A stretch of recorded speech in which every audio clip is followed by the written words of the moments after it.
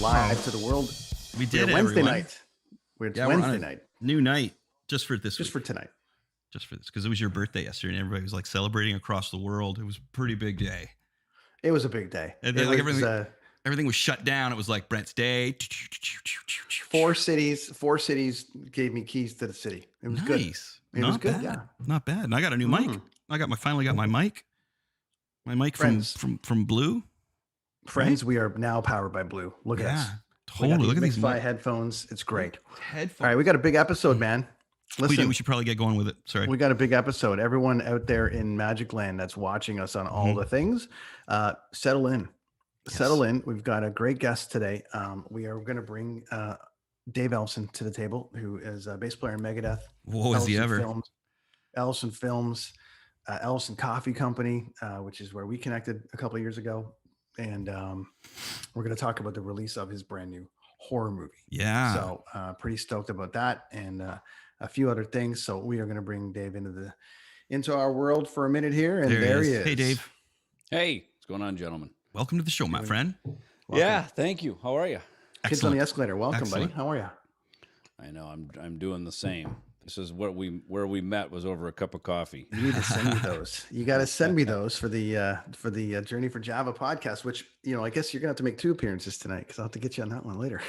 Nice. Talk about your I'm new actually coffee starting brand. a podcast. I'm going to start it up, I think, in April. So I'll have to now it's my chance to go back and cash in all the favors for all the podcasts I've done, which have been many, but thank goodness. And I'm not complaining. I'm very blessed to be invited over to so many people's houses during the especially during this last year. I mean, a year ago, none of us even knew Zoom existed. And suddenly, literally 11 months ago, right? I mean, last time we talked, Dave, was on Zencaster, and that was a big deal. Yeah. It was like, now we're like, what the hell is that? That's like old technology. I think Zencaster just sent an email out saying, hey, we've added video, and it's like, no shit. Wow. You know what I mean? Yeah. Hey, I'm thankful for it, man. I'm not a fan of Skype.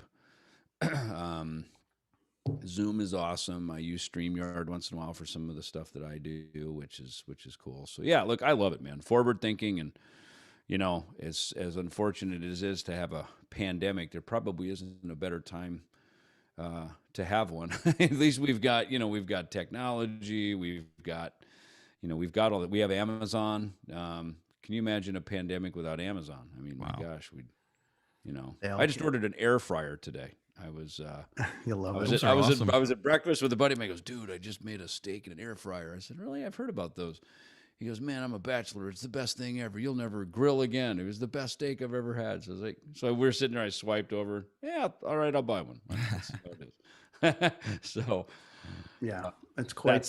They'll change your life, man. We've got one too. It's I have one as well. It's a whole thing. Nice. All right, good. Well, it sounds like it was the purchase to make today. So. You got it, buddy. See, if it were for a pandemic, I would have never bought an air fryer. So. Right. So Dave, when we talked last time, you and I were talking about coffee, but we'll get into that in a minute. But I reached out to you about this brand new podcast that I've got with my friend Chris here. We're on a big network in Toronto called the Dean Blundell Network, and we do pop culture and different things. And you're like, hey, I've got a horror movie coming out, and I'm like, well, this is perfect. This just fits perfectly into what we're doing all the time. So, do you welcome to it and Dwellers? It sounds like you've been busy over the pandemic. So, what's going on with Dwellers? That's the name of the movie. So Dwellers. So my friend Drew Fortier, who did a documentary film on a band called Bang Tango, and then ended up playing in the band for a short period.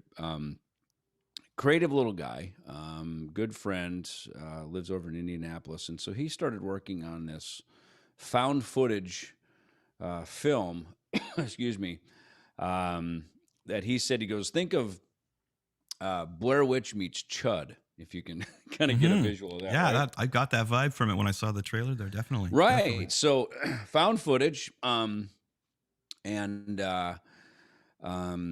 so he brought it over to my world, and so we put together Ellison Films as an imprint, for this. And so this has been going on since, excuse me, maybe 2019, I guess, 18 even. Yeah, I think probably it kind of started in early 2019.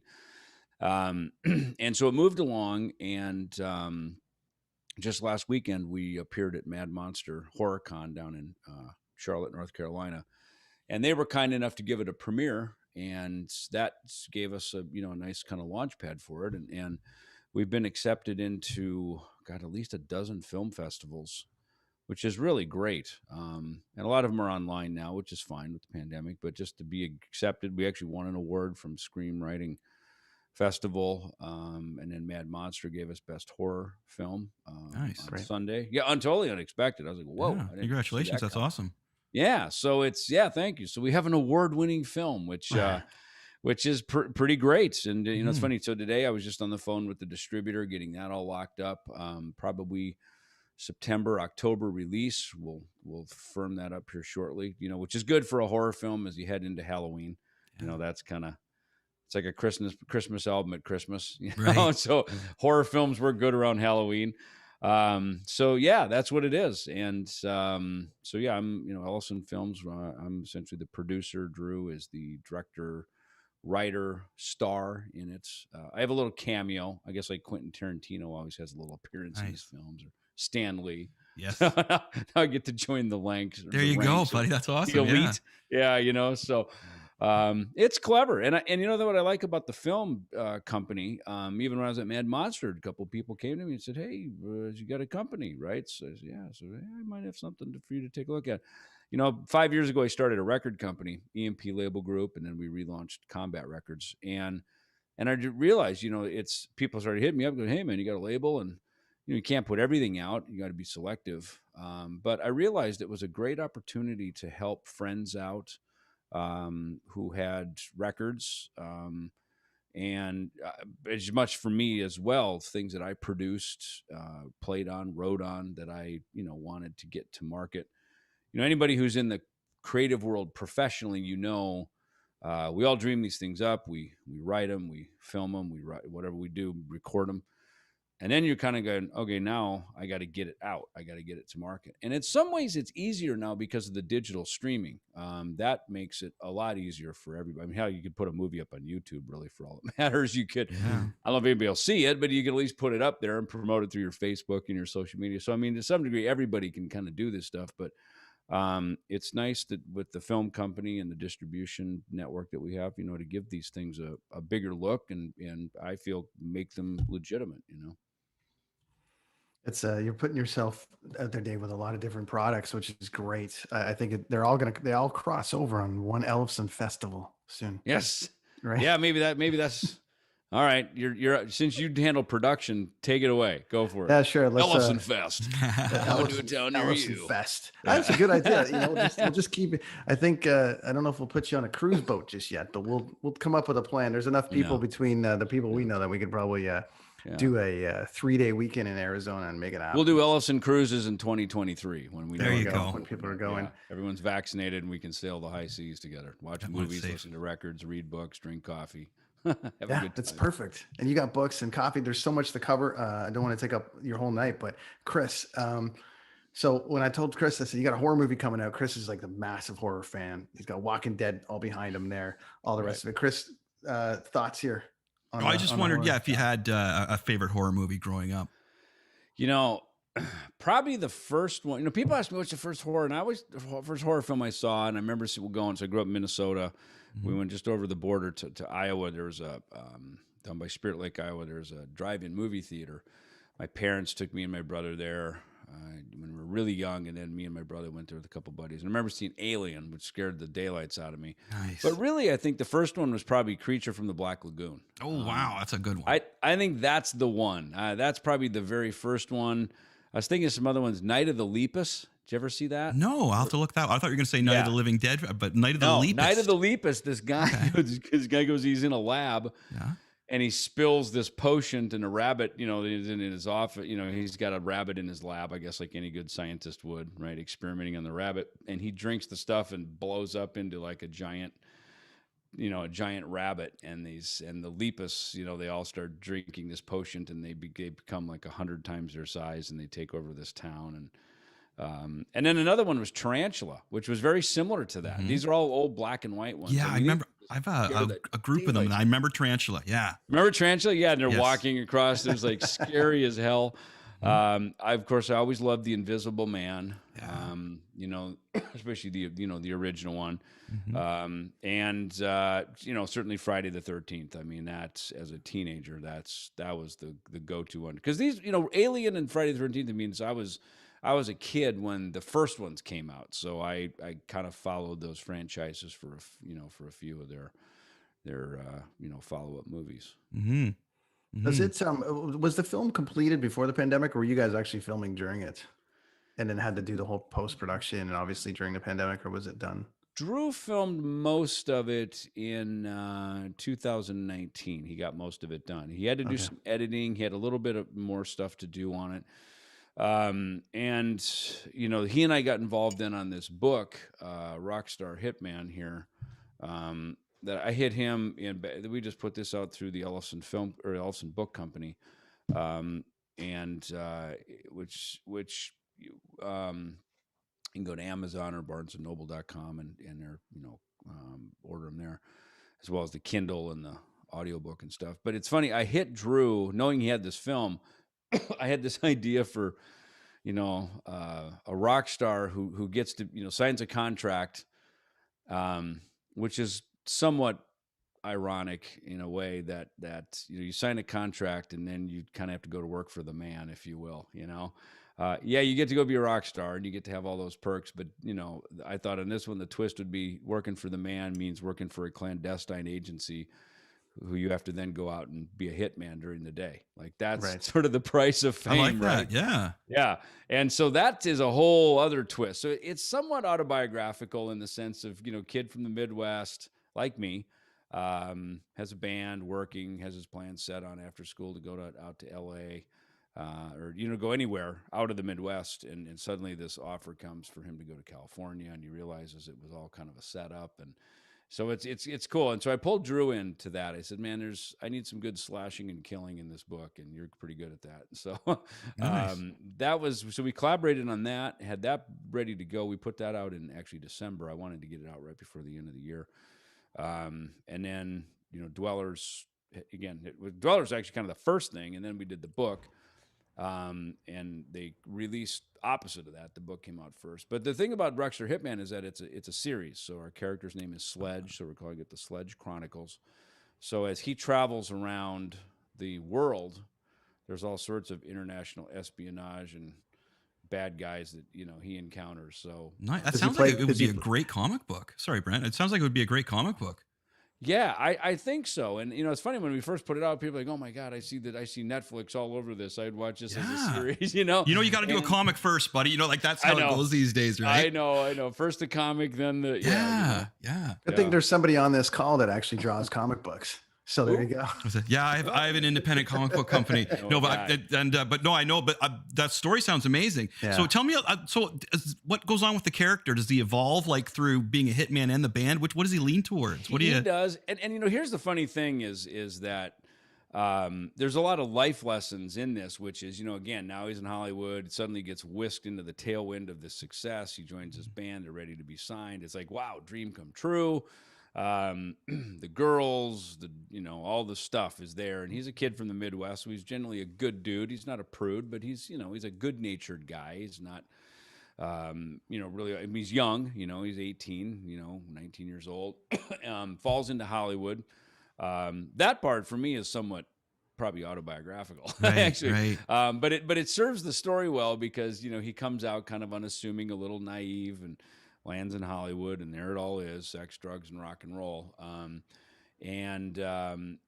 think what hits him is, first of all, the naivety, and then all of a sudden, when the gun gets put in his hand, like, here's your first hit, and you got to do it now, and the person that he has to take out, and the reality of it, and it's sort of like, hey, you signed the contract. It's kill or be killed, and not all of life is that, black and white, but I think in showbiz it is. You're standing in a high-powered office in Beverly Hills, looking out over the good life of LA, knowing on some level you've sold your soul for rock and roll, Right. and so there's some kind of double entendres with that. That sounds rad. It almost sounds like too that your character got to the point where he conquered being in a band and he's got that buzz of everything, like the drugs, the sex, and everything. And it's like now killing somebody, there's a different buzz. You know what I mean? Like going into the hitman world. So I like looking for layers in characters because I'm such a nerd when it comes to that. And that I could see the layers in that coming to life. That's interesting, man. I really dig it. Yeah, and also just the psychological thing, like, am I okay? And the people I'm killing, they're scumbags. I mean, they're bad people.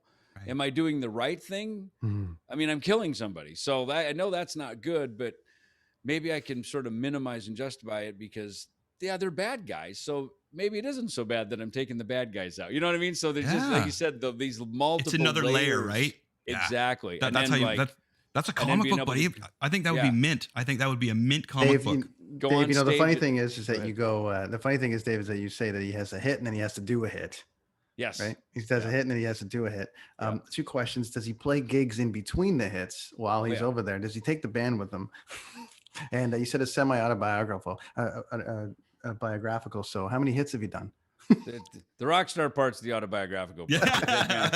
Yeah. I mean, Megadeth, look, we had Killing Is My Business and Business Is Good. That was, that was a fictitious story, obviously. Somebody somewhere's looking at your tour dates and tying them up to like mysterious deaths now, like right? He's coming to Des Moines. Who's next? No, and it is. And it's this double life. You know what I mean? Which, to some level, when you're a celebrity for at least even an hour on stage, and you don't even have to be a big band to feel that rush of celebrity and everybody's cheering your name and, you're the icon, you're the golden god for that hour. And then you walk off stage and, now you're a normal guy, so there's this double life thing that goes on, even more so because now the band doesn't know about what he's doing and he has to do it because, he's under contract with the band and over there. And then, think about how difficult it is to fall in love, so there's a little love interest that comes in and now he's got a third double life, because he's got to keep this love interest, and even, how close does that are they watching me? Like, they're I'm sure they're spying on me. They're probably in my phone. They know, so all this stuff and it just, and just the mental mind scramble of it all was fun to write, because you could take that so many ways. Like you could take that so many places too, my friend. Like, wow, that's great. Yeah. Really cool. And it was great to work with Drew on this stuff. Drew's got a great mind for Drew's a great left turn guy, they're going, whoa, wow, that is awesome. I would have never seen that coming. And so he would surprise me and we'd have some good laughs over that. So it's, it's fun to have I like collaborating, bands are not solo projects, and even if you are solo, you're never really a solo project. It takes everyone around you to make it happen. So I like the collaboration. Nice. Well, it sounds really cool. I really like that. Yeah, so the book is available and there's an audio book or available as well. And audiobook. Yep. On Audible, which is the Amazon platform. Yeah. That's what I like is the audiobooks now. I love those. Yeah. Those are great. So it's just sat here on this microphone and read the book. Nice. So, that's awesome. Yeah. In fact, it was funny. So a friend pointed out, they were talking about how comfortable I was reading certain parts of it. Like they were probably the autobiographical, and I've written 2 autobiographies, so I've read that story. It was my own story, not a fictitious character, but there's some familiarity to it, and it was interesting how they noted that when I talked about, in going into the sort of the new life, the killing, and which is probably good because there isn't uncomfortability in the narrative. The story gets the new life for me, obviously. That should be noted. How the voice transitioned, and so it's it's an interesting thing, and which is probably good because there is an uncomfortability in the narrative. The story gets our character Sledge is suddenly uncomfortable. You know what I mean? So it's interesting reading. It's one thing to read your own autobiography because it's your own life, so in some way you're sort of telling your own story. But this book is written like an autobiography because it's written. Sledge is telling the story, so it's written like a fictional autobiography by the character himself, which we enjoyed. We toyed with that. Should we write it like how you would write a Jack Reacher book where it's Lee Child, the author, telling the story with quotes from the characters, or do we just write it from the character's POV? And I enjoy doing it the autobiographical way. I think it's easier to get inside of his head and sort of feel the emotions and go on the do you base it on, obviously it's somebody you know, which is you, but do you base it on, like, for casting, like when you write it, do you write it as a book? Do you write it thinking it could be a movie, or as Chris said, a comic book? And then do you have a animated, character, right? Animation, like a character in mind, like like a rock like star that you know, or you're like, or an actor that you're like, oh, this guy would play this perfectly, and I'm going to write it around this idea of this person. Do you have that in your head, or do you just tell the story? It's funny. The cover's picture is actually our friend Vin Dombrowski from the band Sponge. Oh, okay. Because me and Vinny and Drew and our friend Mike Heller, who plays drums in Fear Factory, we actually did a record together last year, and it'll at some point it will come out around the next book. There's a little bit of a trail over to Dwellers with this group. So rather than putting on a new band, we're going to go take over the world. It's almost like this book and Dwellers have a soundtrack already built into it with these songs that we wrote. And Vin actually went into the book, some of the narrative out to create some of the songs. So it's like a book with a soundtrack. If you can imagine that. That's awesome. That's really cool. I think that's a super clever idea. Bringing the two medias together, right? Of pop culture. That's awesome. Yeah.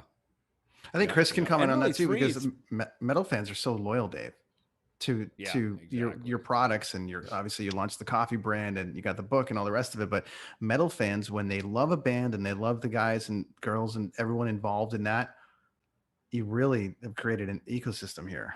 Yeah, but it becomes your lifestyle, you know. Like when I was a kid growing up, man, wearing the Megadeth patches and guns, like all that stuff, man, that was like, you know, Testament and everything. That was like my lifestyle. That showed everybody who I was and whether you could come up and talk to me or not. You know what I mean?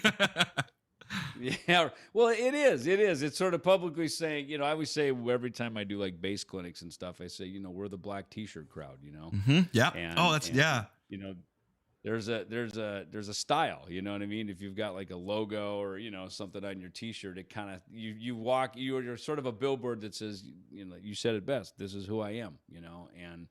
And if you know, that's how I met one of my best friends, Greg Handovit.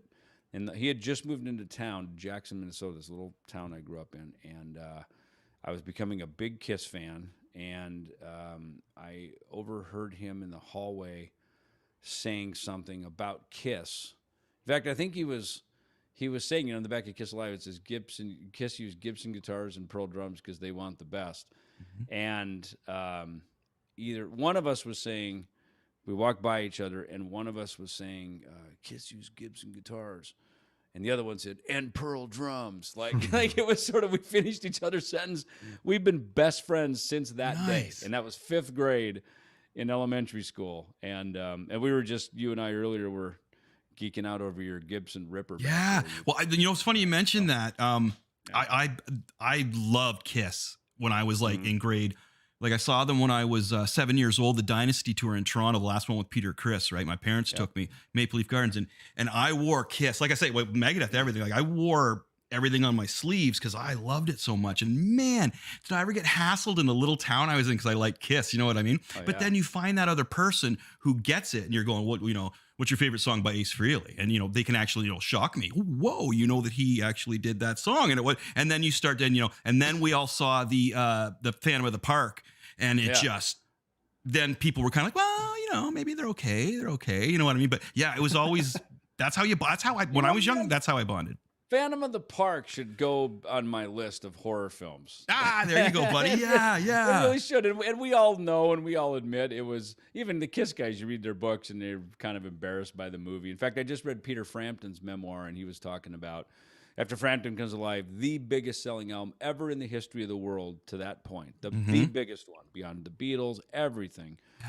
And then, you know, he didn't have these songs to follow up the record. So he had one of the greatest success stories and one of the greatest crash stories. And he openly admits it. He's obviously come to terms with that and reinvented himself and come back from that all these years later. But it's funny, he talks about doing the Sgt. Pepper Lonely Heart Club movie, which with him, the Bee Gees, who were huge because of Saturday Night Fever, these big stars going in to make this movie that was just a flop, total dud. Mm-hmm. And on the set going, this sucks. Like this you can just tell this doesn't feel right. This is not, we're not at one with our audience. We're not in our own, moment here. So, but yeah, Phantom of the Park, dude. I mean, come on. If you're a Kiss fan, that goes in one of the greatest movies of all times, even if it really wasn't. Cheers, buddy. Yeah, here. Yeah, for sure. Yeah. Right. We'll drink to that. There you go. Definitely. Dave, I agree. When I was younger, man, Kiss bonded me, and then later on, it was that like more of the Megadeth Slayer metal that bonded me with other people, because I was a step above, Guns N' Roses and Motley Crue and everything. You take it to that next step, right? And especially when that was when I hit high school, and that's when I really wanted people to know, no, I listen to heavy metal. I'll be in the smoker section. Stay away. And the funny thing is, over in high school, right? And well, the funny thing is, many fans have told us how they got thrown out of school wearing a Megadeth shirt. And we didn't have any vulgarity. Like we never used F words and stuff. Guns N' Roses would. They would, Guns, F and Roses kind of stuff.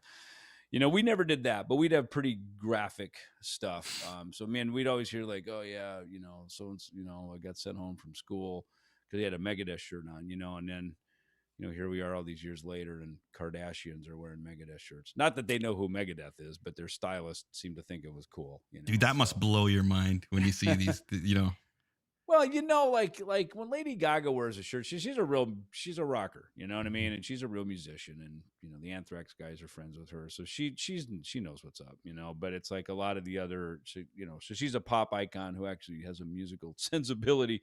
But certainly, the National Enquirer cover stories, maybe not so much, if they're wearing a Megadeth shirt, or they're wearing a Megadeth shirt and they're getting thrown in jail or something for a DUI, that's probably not so good, right?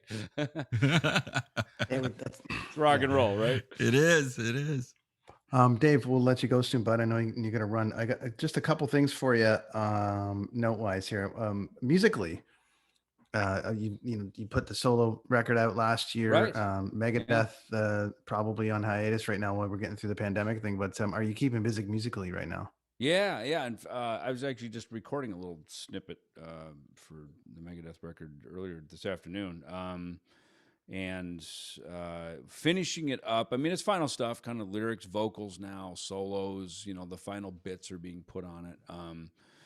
And so that's been working, hovering away in the background, even though the touring's been shut down. We've been working hard on that. And yeah, you're right. I mean, I did the, this Ellison no cover record that I put out, which was a bit of a pivot because we were originally going to go put out a solo Ellison record of original material. And when everything shut down and there's no touring, we just thought, what's the point, So we quickly just banged out 18 cover songs, which, believe it or not, what we did in like a month. Like we literally recorded them and had a bunch of guests jump in and do that. So that was a fun thing. That came out in November. And I've got, the other original Ellison record in motion as well.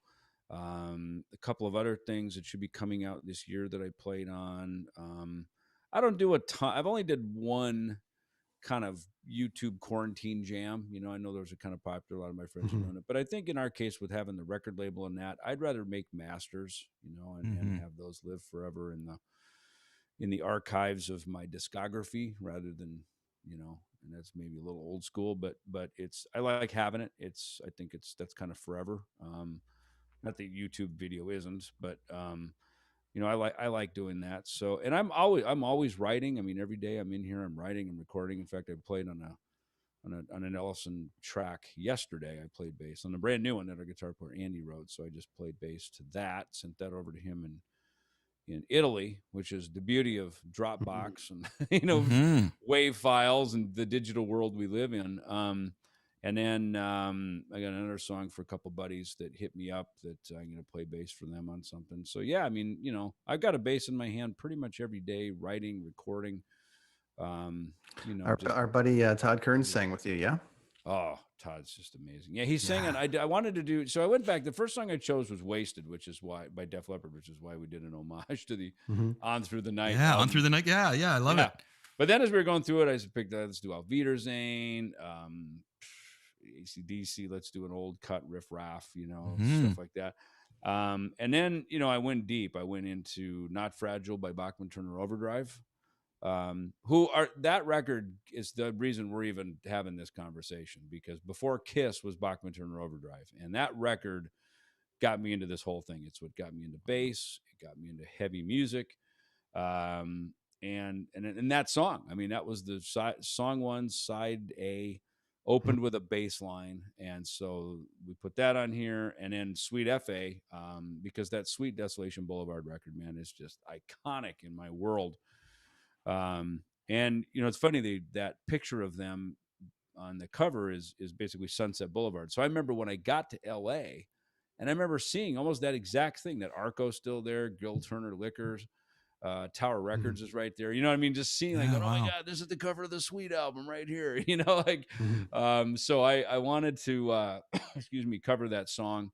And Todd was gracious enough to do it for us. And what a singer that guy is. Yeah. He just posted something the other day about a new song he had coming out, and I tweeted at him. I said, "Stop being the busiest guy in the world so the rest of us can get in on something." And he's, but it sounds like, Dave, you're the second busiest right now, because you're doing which is great. I mean, that's what we do, you know what I mean? And it's and it's fun because look, we've all got a lot of energy. We're all it's what we do. We don't obviously this isn't profit motivated stuff. We're home. You see what we're really made of, I think, when this pandemic hit, our profits have been left on the road. So, but, and everybody's doing some podcasts, they're doing kind of finding new ways forward. But, the truth of it is all these things are done as a labor of love. You're seeing our real heart center. You're seeing what we do. Us from records and being rock stars on big stages and all that kind of stuff. But, here we are at home, just like everybody else, doing podcasts and making coffee and making records and writing books and, films and whatever stuff we do. And this is what we get up out of every morning and pour a cup of coffee and our brains start working. And this is what we do. Guys, I've mentioned coffee. Ellison coffee, yes. But I always mentioned we're going to look back on this time and think of how much time we had, and that you get and the creative people like yourself really come to the top here, and it's cool to hear all the rad stuff you do. I wasn't too privy to the book. I knew basically everything you were doing except for that book, man. I'm still. It's funny because I love that kind of thing, right? My brain's still. Still turning on that whole story. That's really rad. So I got one question for you though before we go, if I can. Spider-Man or Batman? I'm a Batman guy, and not the movie version. I grew up watching the campy, 60s TV. Oh, I version, know, man. right? Yeah, that's the one for me. I mean, and it's funny. I'm more of a DC Comics guy. And it's funny because Megadeth, we're launching a DC Comics comic book. But I'm much more Superman, Aquaman. Those are just the things that were on Saturday morning TV for me. After Bugs Bunny or whatever. But that's the stuff that I was into probably more than Marvel. However, we all know when Kiss put their own blood into the Kiss comic book. Right. So, and look, I'm a Captain America guy. Of course, we love Iron Man, all the stuff. So it's all part of a big family. But yeah, it's funny when you kind of go back and you think of what you grew up on. I was probably more of a DC Comics guy. Right on. So every comic book fan who's listening right now was waiting for me to ask you that question, right? Marvel or DC, basically, they were all waiting, right? Because you got they're all on one side of your ears right now. You just don't know it.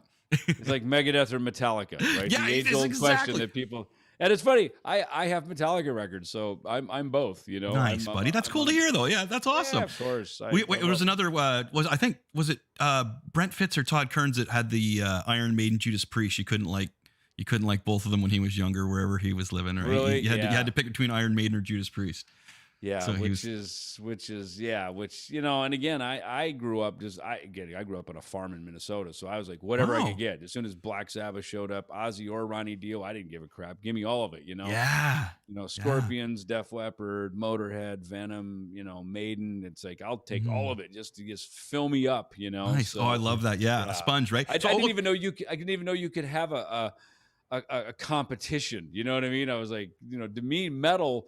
There is no competition, right. It's like it's at that moment. Are you going to be a jock? You're going to be a square. You're going to be a a druggy dropout? You gonna be a musician? Like, what do you kind of what's your path? It's like somebody saying to me, are you really telling me that you're hearing too much metal, that you need to like have them fight each other? What are you talking about? Yeah, metal is like a forbidden word. And if you said it, or no, I think I was talking to, it must have been on this podcast I did last night. Mm-hmm.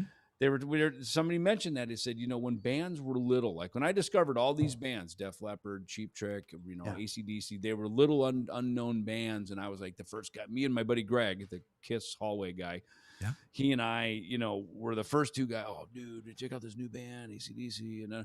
And then, when Back in Black came out and then they became everybody's band, it wasn't as special anymore, And, as soon as you started playing the stuff at prom and like girls were dancing to it, it's like, all right, now I've lost my underground cred, So you got to go back down into the rabbit hole. And it's, oh, dude, Motorhead. Oh, yeah, it's, Mm-hmm. So, and then all of a sudden everybody loves Motorhead and they're like, now the t-shirt's probably more famous than the band, so it's, but it's fun. And I think in our world, I think we're like that with the movies, with horror, with books, all this stuff, we're the kind of people that we do these deep dives to, it was mine first. I was the first guy in town to have it, How about WKRP? Did you? Oh, sorry, one more, Brent. Oh, yeah. WKRP. Yeah. Did you used to watch WKRP? Oh, come on! I had my Lonnie Anderson poster over my bed. Oh, my wife's name. Sorry, my wife's name's Lonnie. And same thing. Sorry, go ahead, Dave. Go. Yeah. And it's funny because then I moved out to LA and Jim Ladd, who was the DJ of KMET and then KLOS, the two big radio stations out there, and you could tell, what was the guy's name? The real cool late. There was Johnny Fever. Johnny Fever, yeah, Dr. Johnny Fever. Yeah, Dr. Johnny Fever. You could tell he totally got that shtick from Jim Ladd. That's totally where. Wow, that's I'd love to meet that guy. I love that show growing up. Like that was. I have all the DVDs. I've seen them over and over. The thing though about the music that they had originally, they've changed some of the songs, and when you watch it back, because they didn't have the rights to some of the songs, it totally takes away from what was going on. It's amazing how important the music was to that show. Still amazing, totally. But you really notice when it's a different song. And probably the other one was One Day at a Time. I mean, Valerie Bertinelli, come on, she was like, and it was the same thing like with Gilligan's Island. Was it like Ginger or Mary Ann? You know what I mean? I was always a Mary Ann girl, and I was always a Valerie Bertinelli girl. And then of course Lonnie Anderson comes along and changes the whole thing. Yeah. She comes in with an even better chord structure. Oh my God, how'd you do that? Yeah. And then her icons like Mary, though, like Burt Reynolds and Lonnie Anderson and like Eddie Van Halen and Valerie Bertinelli. It's like that just made Van Halen even cooler. It's like, this is how rad this guy is. This guy landed the hottest chick on TV. He's so freaking rock. Yeah. I thought that was amazing too. And the two of them together, they look like such an amazing couple. Really cool. Yeah, exactly. Yeah, they were like rock royalty, So. Yeah. And Kelly Bundy came along and messed it all up. And then Kelly. Funny, I know, and it just totally just dumbed the whole thing down. You know what I mean? Dave Ellison, thank you so much for coming on today, man. Yeah, buddy. Listen, you're welcome to come back anytime. There's so much more to talk about. This podcast is built for what you're doing, man. So come back and talk about all this stuff. Why don't you let's direct everybody to everything you're doing. Sure. DavidEllison.com is where pretty much all of it pushes through. Megadeth.com, of course, for what we're doing over there. EllisonCoffeeCo.com is where you can buy your coffee. Nice. Ellison Films is where you can get more information on Dwellers, and the Ellison Book Company is where you can find out about the books. And that's amazing, dude. I'm stoked on that. Throw it in Google; it'll all come up. Cartoon, Amazon, or wherever you need. Nice. Yeah. And we'll talk more about that comic book idea. I would see. I'm coming on the show. Chris is going to draw you. See, I've my whole life I had a music school. I have a music school. I still teach, but I have that, and I've always drawn like commissions for people. And I finally decided over the pandemic to put out an independent comic company. So it's like music and comic books, buddy. Like either of those is all I can talk about. If people want to talk politics, I got nothing. Yeah. Yeah, I was with some guys yesterday and I'm like, what are you guys arguing about? It's like talking about the weather. It has no effect on you, and there's nothing you can do to change it, really. I mean, so I stay out of that argument. I find it very boring, to be honest with you. I'm like, whatever. Let leave that for the people that wanted to be like student council and not in the smoking section. Yeah, so I would love to hear more about that comic book and more about all that music stuff, man. I could chat for hours with you, my friend. I really, really appreciate meeting you. I'm a fan from way back. As I say, like you guys labeled me as who I was when I grew up, man. And I can remember when I the Rest in Peace album, man, holy, like just phenomenal. As a guitar player and musician, and then now teaching that stuff, it's staples, like just staples that kids have to learn if they want to learn metal or. Well, you'll like the new Megadeth record because I literally A/B'd some stuff against Rust in Peace, and there's stuff on the new record that's faster than Rust in Peace. Nice. So. I know you must get sick of hearing about Rust in Peace, but it's such, it's a great album. But I do want to hear the new stuff as well. I will. We'll talk about that later on in another episode for sure when it comes out. That's how Chris let me in his band, Dave. Back in '94, he was like, "Do you like Megadeth?" I'm like, "Yeah." He's like, "All right, you can play drums." Right. Peace Cell, or was it? Yeah, Wake Up Dead. Wake Up Dead back in the day was like just the riffage in Wake Up Dead. But yeah, Thanks, I'm old David. school, buddy. Awesome, guys. It's great to meet you, Dave. Thanks so much, pal. Much. Yep. See you, Chris. We'll talk again, buddy. Come back anytime. Bye. Thanks. Sorry, I had to geek out there at the end there. I was really trying to contain myself. That was awesome. Everybody, that was David really Ellison. Trying to contain myself. Yes, it was. Talented dude, man. He's doing a shit ton of stuff. Comic book. Well, he's not the comic book yet, he but should. Maybe he should do a comic book down the road. We know a guy, but regardless, it sounds like he said he's got a Megadeth comic book coming out on DC, which is going to be deadly because I'm a DC guy. So that's Vic Rattlehead, isn't it? That's the Vic comic, the Megadeth one. That's what's coming out. That's what he said. But yeah, but I don't know if he's like if that's his book. Yeah, it's just a Megadeth one, not this one for the. Oh, that for the book he wrote is sweet, dude. Yeah, I always complain about layers, a lot right? Of stuff, man. Yeah. Sorry. So speaking of independent films, we got to get to some stuff here. So anyone that's watching right now, Chris and I are going to go on a little bit about some horror movies, but we can just talk about music and a few things here. But our friend Mark, who was on a couple of weeks ago, heads up the Kingston Canadian Film Festival. Yes, it starts this Friday. And they are giving us some passes to give away to you guys.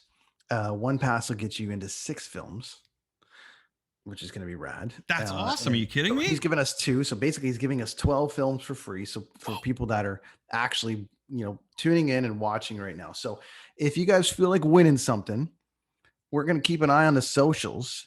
And why don't you go to the Dean Blundell Twitter page right now where we're broadcasting live. Let's hit Dean up, my friends. Dean. Yeah, and tag Dean and tag us. Yeah, let's harass Dean. Your top 5 horror movies. And we're going to pick 2 people tonight or by Friday. We'll see how it goes. Dean should pick them. We should get Dean in there and he can pick them. Dean's sleeping. Remember, it's 9:00. I know. I guess he is sleeping, isn't he? So anyways, we're going to do right, so. Dean. Go in there and leave us like your top 5 horror movies. We're going to kind of leaf through there and we're going to announce the winner. And we may announce it tonight or we may the audio version of this is going to come out on Friday. So, maybe we'll announce it Friday, but we're going to keep an eye on the socials. So your mission, if you're listening, watching, doing anything to us right now, go on Twitter, find Kids on the Escalator, find Dean Blundell. Dean. Way you go. And write in your top 5 horror movies. Let's flood Dean's Twitter with horror movie requests. And I'll watch my Facebook. You want to put it there too. You want to put it on Chris's, whatever. However you got to get the information to us, we're going to be paying attention. Here's a good way to get my attention.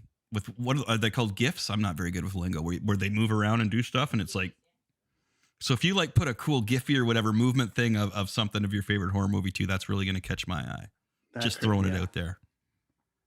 So you got a fancy new mic there and some headphones. I do. So Blue microphone, is that? I don't know. Blue Microphones is officially powering the Kids on the Escalator podcast. Yeah, through our friends at Dean Blundell. So thanks, guys, over there. Yeah, that's why I want everybody to harass Dean now because he's such a nice guy by getting me this. So the only thing we can do is flood his Twitter account. That's all you can do. Don't personally email him or mail him, but just put it on public. Just put it on there. So this is we've been talking about this. I've been talking about it. If you listen to me over at the this is sweet. Kids on the Escalator podcast, Lonnie is asking about Dwellers. No, we're gonna post the trailer for Dwellers. We've already posted it on Twitter today, but we're gonna wait to find out what our friends at YouTube think about it. Because they might cut us off. We don't want to get pulled down again like our friends at the WWE like to do to us. Is Vince McMahon involved? Because I don't know. Does Vince McMahon produce it? We'll find out. So anyways, Blue gave us these mics and now everyone on the network is pretty close to having them, which is pretty rad. And we're all going to create some cool stuff. And we got some fancy headphones there that say Blue. Nice. So it's legit shit right there. Yeah. Anyways. Yeah. So our producer here too is, pardon? So much less wiring. Oh, Yes, much thanks. less wiring. Yes. From a producer's point of view of doing our show, so a couple comments after getting our blue. What I need more details. So this is blue microphone. Yeah. But what else is? I thought it was. These are the Mix-Fi headphones, and this is the Blue Yeti X. Blue microphone Yeti. Now, from the producer on this side, now here's one thing that I've noticed about our podcast. Yeah, I just sit down in front of this thing. You'll see my guitar ones, maybe some drawing ones, whatever. Me just sitting here drinking some beverages and chatting with amazing people like Dave. My wife deals with all this stuff, and she is so happy with what's going on now. So from her point of view as a producer, what Blue has done for us is pretty large. So I'm giving you the Aussie hand with my Deadpool wedding ring salute. Good times, rad dudes. There it is. So thanks, Dean. Yeah, appreciate it, man. Thanks, it's Blue. awesome. We've had some good, good Super stuff. And we're going to Zuka. create some content for them. Down the road So, as we go. yeah, give me a script, or I can do something really funny. I had a At least script. I don't think it's funny, right? So we talked horror films. Did we ever? So one more second is just I just want to. Yeah. So flashing back on who we just talked to here again was like, because like if anybody's listening who went to high school with me, I was not lying there, man. I was the long-haired metal kid with the Megadeth and the Metallica, the Testament. I went to the shows, man. I lived and breathed. I played in bands since I was a little kid. There's photos of me. That was pretty cool. Like that was like I think I posted online that 18-year-old Chris is freaking out because he gets to talk to the bass player of Megadeth. Like that's nuts, man. Like how big that. Let's touch on that for a minute, because like people I don't think or forget about what music does as far as soundtracks go. So music plays a soundtrack to your life regardless of whether you listen to it or not. Mm-hmm. So what's going to happen is in 10 years from now, or even 20 years from now, when my kids are 30, and 33 or whatever, they're going to listen back to what, whatever was on the radio right now. And we're going to sound old here right now. Right. And we're going to be like, all this shit on the radio right now. But regardless, they're going to look back at that, and it's going to provide a soundtrack for them as to they're going to remember. And almost every single song for me leading up to when we started the band, that whole time from being in the band, and then it really, music just in general, it got real kind of weird and shitty after like around 2002 to about 2000. And I'm just saying, everyone was kind of on there. Like, it just got a little bit weird. I know like it just seemed to slow down. And I know there was a whole bunch of music in that particular time. I'm like, outside of maybe the Pantera record in there that was there, or something that was kind of like, that's when I started moving backwards and going, well, I'm going to start just listening to the old shit again, because there's nothing new for me to listen to. And now I'm listening to shit tons of new stuff, which is... You're talking metal, though. You're not just talking music in general. You're talking metal. The music in general. And metal for you, I'm just saying that those records set your life soundtrack. Mm-hmm. In high school. You can listen to any song from that genre and go, oh, fuck, I was in the field in London drinking... Dropping acid, and I was in a pit. Yeah, I've actually done that. Well, one comment that I liked, and this is one thing that runs true. Sorry, my nose is just the cat hair here. When we do the pod, I'm always grabbing my nose. When we do the podcast here, Brent, we have to turn off our air purifier because it's like, it makes a loud noise. So the cat hair is actually really driving me nuts, just so you know. All over you. So 1 second. Okay, Talk much about better. Soundtracks. Here, right? There you go, dude. Okay, I think I cleaned it out. So here's the thing. Here, dude, so let's look at Brent Fitz, who's been on here. Let's look at Todd Kearns, who's been on here. I'm trying to think of other ones. I don't think it was as much Jeff Pearce from Moist, maybe Chuck a bit. But the Kiss thing, holy cow, we got to do that Kiss episode, right? So one thing that just I loved, man, like I actually I got to watch back and see how my face looked when he mentioned that he basically found his best friend or somebody who made him feel like he was normal when he found his fellow Kiss fan. Yeah. And again, like if anybody knows me growing up, I didn't have that Kiss fan, and he found that. Like, that's really rad. Like, I had some people that would tolerate Kiss. And then when I hit high school, of course, but when I was really young, like what he was saying, man, that's awesome. But that's when I knew that, I'm not, it's funny because you look back, it's like, wow, that guy has done so much and still is. And I felt exactly like he did when he was younger. And that's kind of a cool thing that makes you feel okay. You know what I mean? I didn't have I didn't have a ton of Kiss fans in my life growing up. Jason Parson was one. My good friend Barry Ross was a massive Kiss fan, and that was great. Jason and I used to walk around Cincinnati with a ghetto blaster blasting Ozzy Osbourne. But but Barry Ross was like the real hardcore Kiss fan that I knew. And then Rob McCacherin, who we went dressed up as Kiss, and my cousin Terry.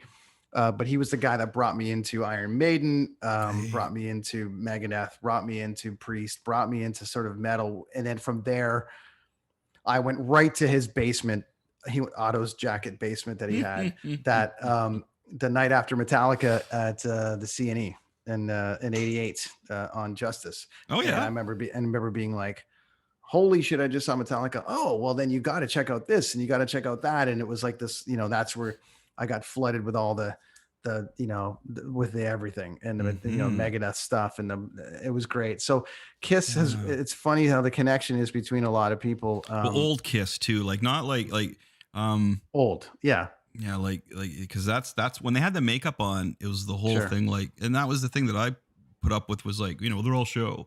Kiss is all show. And it's like, have you not listened to like Kiss Alive 1? And even if they overdub some stuff, did you not listen to the first Kiss album? Any of the albums, man, the solos are great. The structures are great. The vocals are amazing. I don't know how that just blew my mind.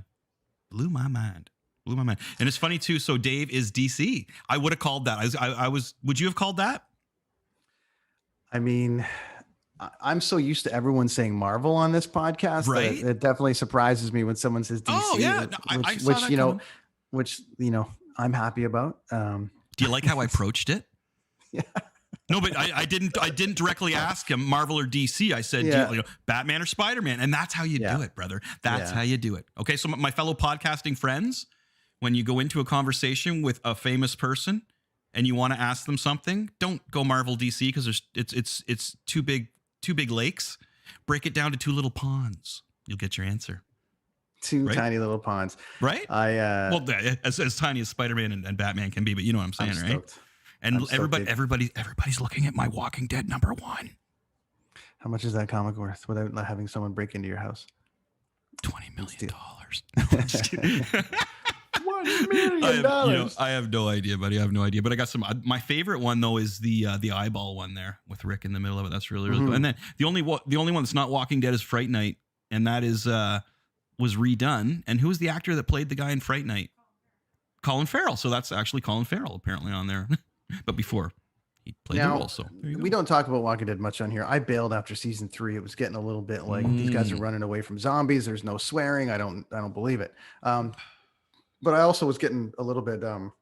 Wait a sec. So here, this is awesome. I was getting over it a little bit, but I want to revisit it.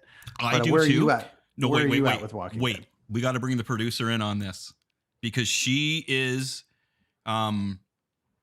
such a connoisseur. Yes, because I have to use the facilities. So we're gonna get the producer in here for 2 seconds. Yep, come on, Lonnie, and she's gonna answer this. We don't. Do we really care whether she's prepared for this, Brad? Not at all. No, I'm not. I don't care. No. Seriously, well, you already got headphones. Yes. Hi. But you don't have Mixify headphones from Blue Microphones. No, but you got Larry's headphones. Yeah. I don't even know what these. Anyways, Lonnie. So I bailed on Walking Dead after season 3, but just because it was like, all right, there's a bunch of other stuff coming out, and these guys they're not pulling me along anymore. I mean, I loved it up to season 3, but then it was starting to. I said to Chris as a gag, like with Showtime and some of these other things, like if a zombie's chasing you and you can't swear, I don't believe it. I just can't do it. I can't. Yeah. It's not the 50s anymore. We're in a different kind of state of television. You need to be able to listen. I'm watching Superman and Lois or something coming up. I don't expect, I feel like I'm in a comic book. In this particular case with Walking Dead on TV, give me a swear or two, something realistic. When a zombie's biting on your leg, you're not going to be screaming at the top of your lungs. Yeah. Where are you at with Walking Dead? I mean, Walking Dead season 3. So that was like the prison years. Yeah, out of the prison, and then I think maybe I made a bit into the town. Maybe the next season. Alexandria. Yeah, I think I got a little bit into there. It gets better and better each year, honestly. But I haven't seen the last 2 years since we moved out to Kingston here. So, curious because it was kind of iffy on the way because I think Robert Kirkman was in help writing it near the end there. Well, there was a switch there, right? Wasn't there a switch after season 3 where the showrunner left and then it kind of changed a little bit? I thought there was a Like switch a- in texture or something. like a producer or a Mhm. writer In season Oh. 3? No. Like after season 3, I thought there was like a switch that everyone was complaining about after season 4, maybe, or season It 3, was a where little people were later. like, There was, yeah. Yeah. Well, Gimbel took over more, right? And Kirkman was in there less, who Oh, created it. maybe the one lady Well, left. Scott Gimble. No, Angela King, I think her name was. Maybe? A lady left, then she came back, and she started working on it during the Whispers era. Oh, okay. Yeah. But the whole deal with Gimple and being, as I was gonna say, because we complained about it ourselves, especially knowing from the comic book side of things, and knowing the TV show that we used to watch religiously, is you could really tell when Scott Gimple would get in there. Yeah. It's a Gimple moment. Look at that. Like, It's almost like that Hollywood director that wanted that mechanical spider. yeah, dude, you could see the moments. Like this girl, okay, what was Herschel's daughter's name there? Beth? Okay, so Beth makes it through this like 4-episode ordeal with this cop lady in you'll get this. Mhm. So Beth, this one character, Beth, makes it through this whole ordeal, like a month-long thing of her being trapped by a cop and a bunch of doctors. So by the end of it, her crew comes to rescue her, Daryl and Rick and everybody. Spoiler. So this is old. And so what Beth does, instead of going with her group, she pulls out a little knife and tries to stab the cop, and the cop shoots her. She dies. And of course she does, but like, so she went through this whole Mhm. storyline trying to stay alive and being really smart. You're like, wow, she's not a stupid blonde girl. She's very smart. And then at the end of it, she pulls this little jackknife, dude, and tries to stab in front of everybody. Yeah. Just, But the other storyline was better. Like her storyline. You just gave me a unfortunately, great wasn't idea that for an good, episode. but, Stupid TV and movie plots. yeah, dude. How bad is that though? So here's the thing. They insulted the viewer, invested all this time in this, and this one bad decision just threw everything we watched away. And the group is just like looking at it like, well, I guess we better go now. It's like, what? Oh my God. Okay, Yeah. so there you go, Lonnie. But season 3, where you left off, was actually a really good season. I love season 3. Yeah, I think that's I where think the I had governor- intention. I think I had intention Season of 2's my going favorite. further. Yeah, because think season I 3 did- is with the governor. Now, actually, in the Yeah. comic book, the governor is way more vicious than Oh they my showed Lord. in the TV series. Yeah, because so. they kill Herschel off and stuff. I mean, I don't. Yeah, No. It's what he does to Michonne, dude. In the comic Right. book, Mm. dude. Oh, I'm just saying, boy. I only saw it as far as like Herschel. Oh, when getting killed Herschel off, I got think was- noggins, and it was then- somebody different in the comic books, right? Mhm. Yeah. It was So, Tyrese yeah, in the that's- comic book. Yes. Yeah, Interesting. they switched it. Yeah, because Daryl's not even part of the comic book. No. Like that Crazy. whole, yeah. But I don't know. I gotta liked watch it again. liked There's just it. so much Yeah. to watch. Well, There's you can, so as I much say, to like you can tell by the comic books, we were the Walking Dead duo there, because if you go to the Chris Machete show, Mhm. we're on there as a couple talking about all these shows back in the Yeah. day, right? Yeah. And the governor, it was at the governor's stage that we were doing at. Well, that's the station he jail, was at. right? Yeah. No, I think we were doing Well, the governor was in there. Terminus. I remember doing Okay, someone well, on we did it from the Terminus. governor to Terminus anyway. But I'm still see, I put it on occasionally upstairs, and I enjoy it again. But it makes me want to play Dying Light. See, it's not so much about the zombies after a while. It's about surviving the evil people. I never thought it was about the zombies, to tell you the truth. I mean, I know it's about the zombies, but I never felt. I thought the one cool thing I loved about it was like, yeah, it's a zombie thing, but there's all this other stuff going on around it. But then I was like, man, like, I don't know, they lost me somewhere in there, and I want to go back because you guys were so far in, and I'm like, God, I gotta find a way to get back to it. But there's just so much other cool shit out there right now. Yeah, you just got to start. Yeah. Well, see, I have such a casual lifestyle while I'm working, but I can have a TV on, which is really cool. So I dive in. So Maybe the fact that there's no swearing and Producing stuff Lonnie. like that. Maybe I can bring it and let the kids watch it. Yeah, maybe we'll do some kids stuff. I don't know, man. There's some adult situations. I know. There's some Trying to get situations them that be there. uncomfortable for you. Yeah, it's crazy. So I know. But no, Walking Dead though, dude. Yeah. So, I'll find my way back. I'll find my way. yeah. But it's cool that Dave had that horror movie come out. I definitely want to. I was kind of trying to poking around at where we could actually watch it, but it came out on the film festival last week. Reminder, everybody, we are giving passes away for the Kingston Film Festival. Oh, so and wait, I think I might have found somebody who wants some tickets. Oh, really? What Somebody did Jay bought some Pan? tickets. Was that Jay that sent me something there or no? Yeah. Pardon me. Yeah. Did he enter the contest? Okay. Well, Jay Panasico, man, you were like the first one that hit me up here. No, I don't know if Jay said, he was just waving and waving. Jay, high cuts and jeans. Laugh out loud. Good one, guys. Yeah, so he's commenting on the 80s, right? With high cuts and jeans. Oh, Jay. Well, that's not going to get him tickets. No, it isn't, Jay. I was just about to give you the pat, like, and you could watch these at home, like all these. It's right, Bradley. You don't have to come to Kingston. It's all online. No, it's all online, man. It's all online. So you get these, and dude, they're good movies. Like I went not last year, but the year before, and watched the movies, and man, they're fantastic. Like independent movies. Like think of independent music, man. There's so much great independent music. Jay, damn Jay. Oh, Jay. Well, we've got time. We'll push this to Friday. But anyways, everyone watching and rewatching, you need to leave us your top 5 horror movies, and we're going to pick 2 people. You are going to win passes to the festival, which is going to be exciting. So, oh wait, somebody named Lonnie Cochran. Wait a minute. I'm minute. Totally joking. Or was it Gary Cochran? I think Gary Cochran. Yeah. Gracious Gary. He sent in here and Gary Cochran's favorite horror movie is Wayne's World. Wait a minute. I like that movie with the monster that walks around. Wait a minute. That's so we're gonna have to disqualify him too. Sorry, Gary Cochran. If you're watching, I'm really sorry, but Wayne's World is not a horror movie. I think Dangerous Dorothy put him up to it. She might have. Mm-hmm. She might have. Yeah, I mean, she might have. Yeah. So what? Again, we is The Shining a horror movie? Yeah. Yeah. It's a thriller to me. It's a thriller. Okay, we're saying thriller. See, producer back in there again. She wants back on the screen. Did you get me my mug of fantasticness? Listen, to me, horror. I understand that horror films take like certain forms and shapes, but the core of a horror movie to me, or the difference between a thriller and a horror, is a thriller can be gory, and you can be like Cape Fear, The Shining, kind of like, someone's still chasing you, which isn't too different than Mike Myers from Halloween. But the difference to me, horror movies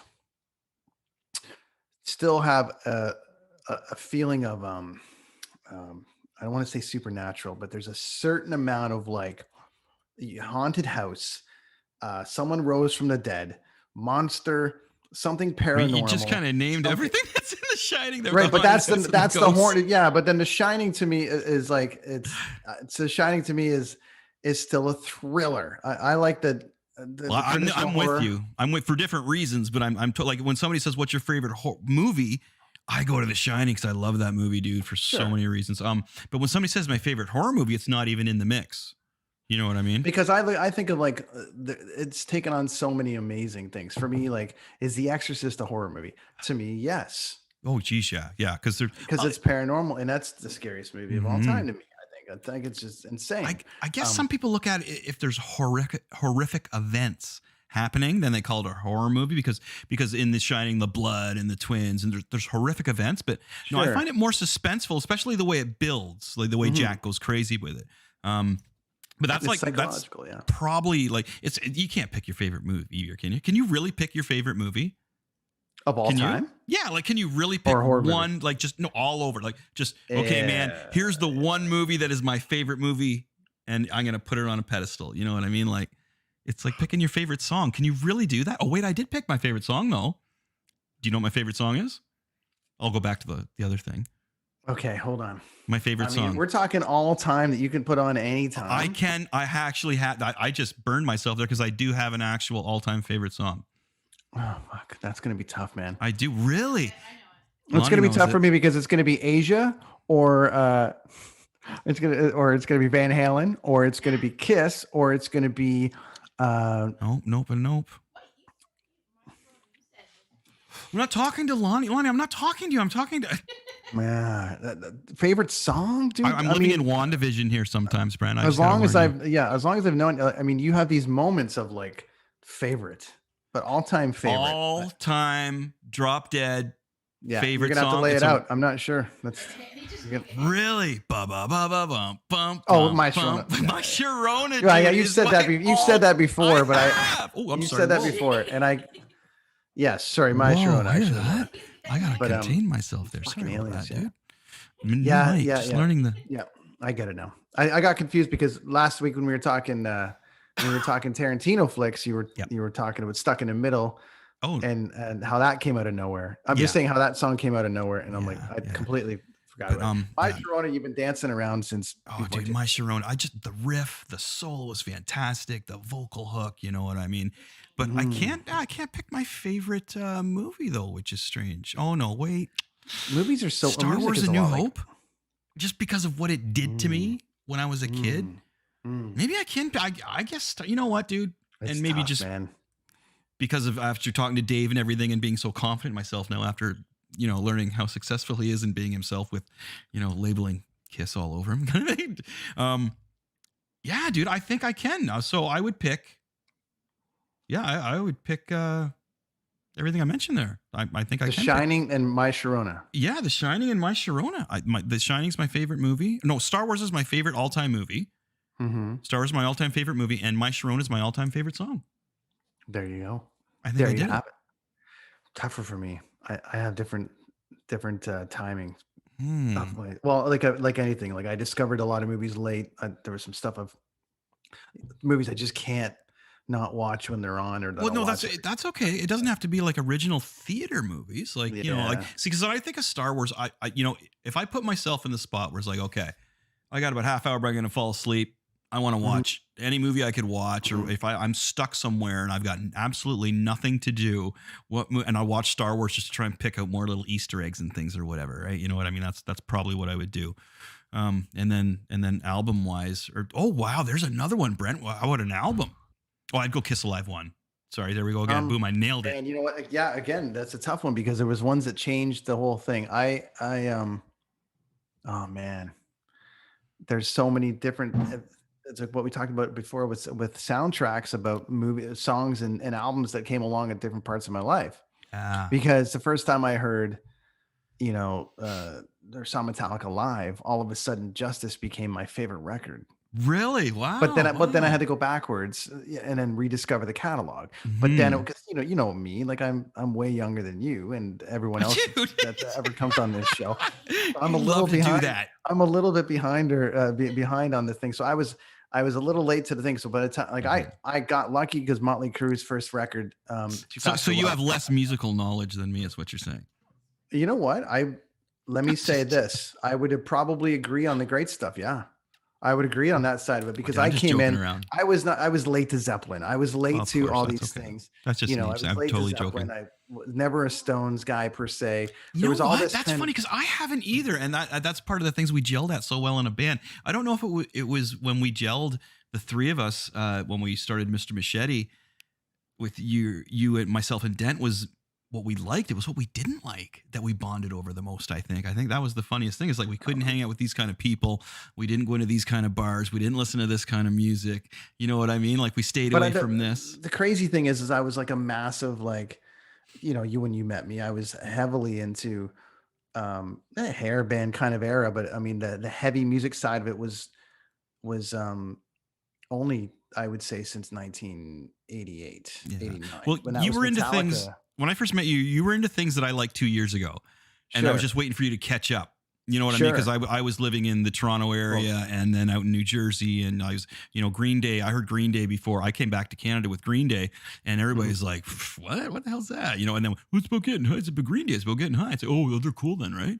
I remember. Do you remember when I first came to the area with Green Day, and people were like, "Who the hell is Green Day?" We started playing though. We started playing Green Day songs, and I think that's what was the fun part. And the thing is like, yes, and we all liked kind of different things.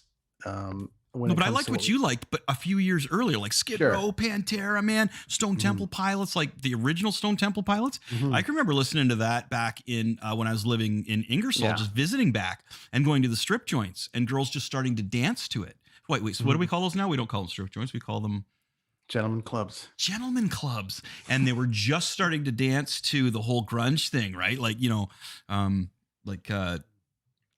Nirvana, Pearl Jam, Soundgarden, all of it. Yeah. And then a girl would come out and dance to Pantera, and you'd be like the guy in the Max L commercial. Totally. Well, it was tough. I think Motley Crue's first record for me always holds a thing because after man. it was the first album I ever bought, Too Fast for Love. Number two. Wait, sorry to interrupt you. Album? Like record? Record, yeah. Nice.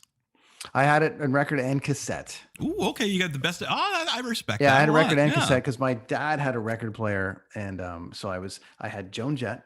Yeah. Coincidentally, I'll have to bring that in. I'll have to bring the show and tell next time. But I have a great. Dude. I have a 45. That's Joan Jett. I don't do the autograph thing. The stuff I have here has been autographed by bands, but I didn't seek it. But I was on tour with her a couple of years ago, and I was like, listen, this is the first album technically I had was this 45 with Joan Jett. And she signed both sides of it with like a full-on script. It was killer. And so there was that, and right into Motley Crue, Too Fast for Love. And then I got obviously the radio cassette. And as I said, Jason Parson and I would walk around Caesarea. So you had to get a cassette.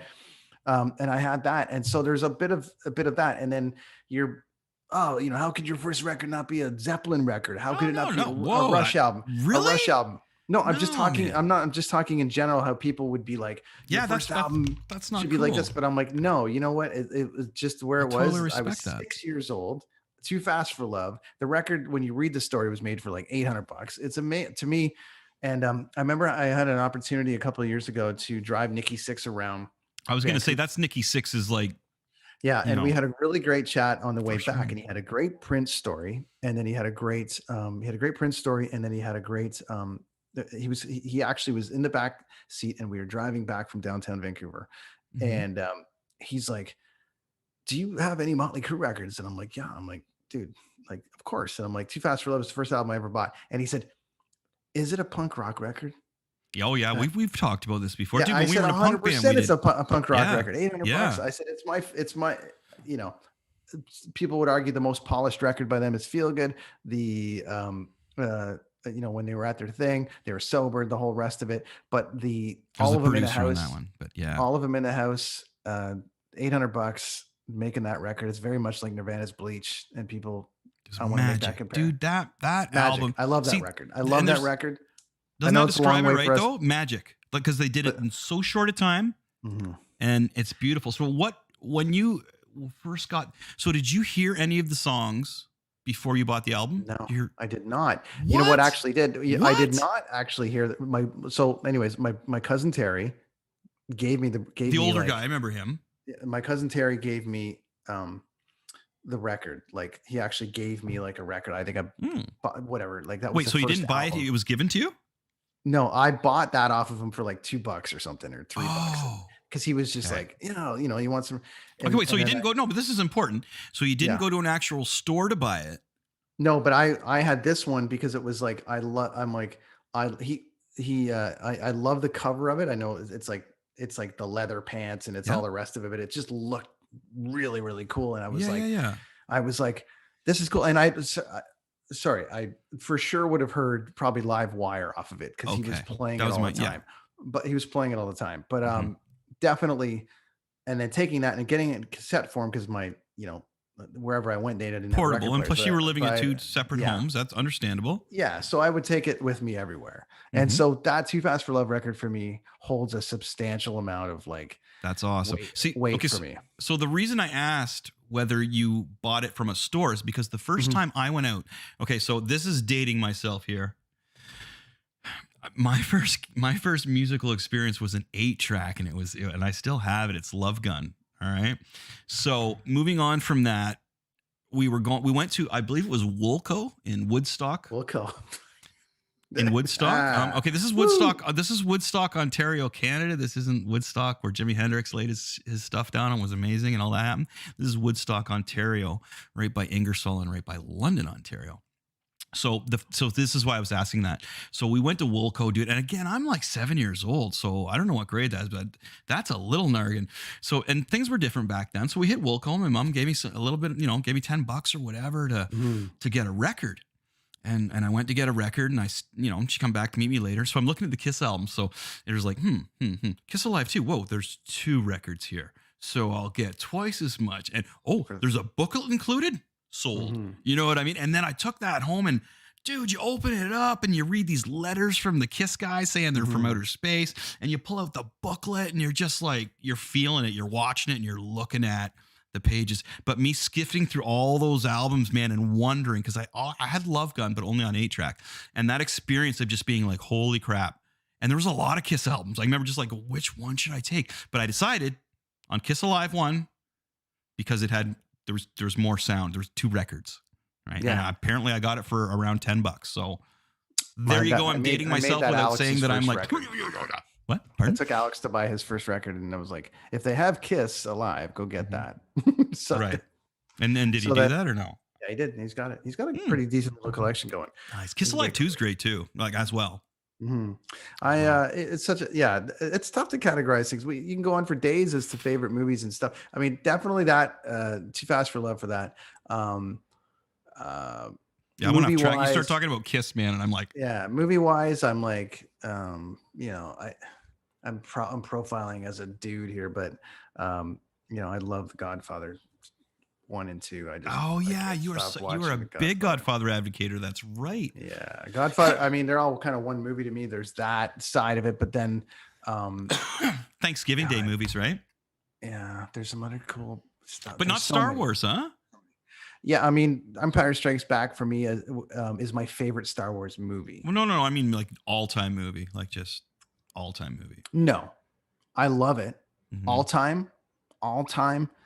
Again, the first time I saw Empire Strikes Back, my dad had to pull me out of the theater when the walkers are in Hoth. Oh, apparently I freaked out. He said he freaked out. And I went totally nuts. I was a little young. No. And so then I had to come back around to it. But yeah, I mean, it's in like top 3.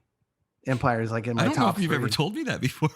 Yeah, I was. Well, when did that come out? 81? I don't know, man. It was 81, right? It was around the same time I got Too Fast for Love.